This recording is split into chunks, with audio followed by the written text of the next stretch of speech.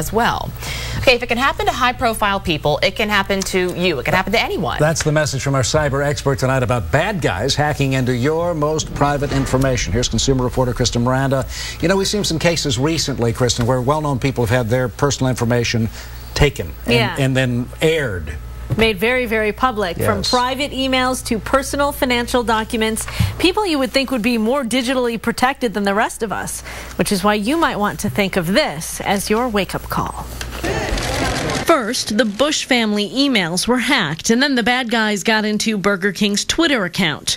The First Lady's credit report was posted online, and then someone took over Colin Powell's Facebook page. It can happen to us, and that's the warning sign to all of us. It was our cyber expert, Teresa Payton, who told Christopher Nagy about the risk. Well, it's disconcerting. He's a doctor, a smart guy, business savvy, but he's also just like the rest of us. We're probably like most people, just putting our heads in the sand and hoping it doesn't happen to us. Around the dinner table, he and his family don't talk about someone hacking into their information, but Teresa says we all should be, if only to make sure that everyone who spends time online has strong passwords protecting them. They're incredibly important. The other thing you need to know is know in advance, not only kind of have this strong password, but know in advance if someone takes over your account, how to get it back. So make sure you've got alternate email addresses, if possible, your cell phone number, and have handy sort of those bookmark links, if you will, of these different sites that tell you exactly what to do if your account's been hacked.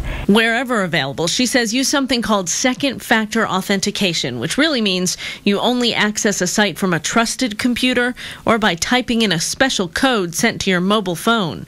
Plus, keep your accounts separate from one another. Try not to link all these accounts to each other because you don't want one hack in one takes over your entire life. Never, however, click on links in emails that tell you to change your social media or other passwords. Your word of the week is doxing. It's cyber criminal slang for getting documents on very famous people and putting them online. So they call it getting your docs or actually doxing you. Now, it might seem like a pretty big task to come up with and remember really strong passwords, but Teresa has an easy, quick, foolproof way to help. It is on the Protecting Your CyberTurf page at WBTV.com right now. I'm going to check that out. I always think that because you do want to have good passwords, but sometimes it's hard to remember that when you have them for so many different sites. Well, this is easy. Once you can get it right in here, this is an easy way to remember. I can't wait to read it. Thank you. Thanks, Kristen. It's been